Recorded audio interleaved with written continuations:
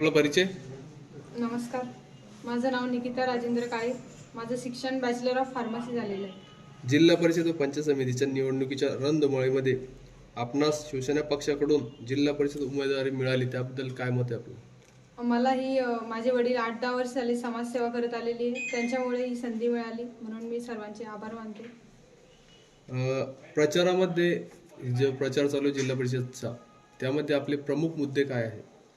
शिक्षण, जनकल्याण योजना, महिला सक्षमीकरण, आरोग्य हे माझे प्रमुख मुद्दे असेल. आपण कोणकोणत्या योजना जनतेसमोर लाभ देणार आहे? कोणकोणत्या योजनाचा?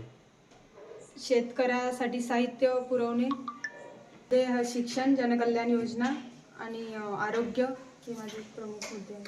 दिव्यांग व्यक्तीसाठी सायकल आणि विकासासाठी परत महिलांसाठी वेगवेगळे, जर त्या बिझनेस करत असेल तर त्यांना पण साहित्य पुरवायचा प्रयत्न करेल.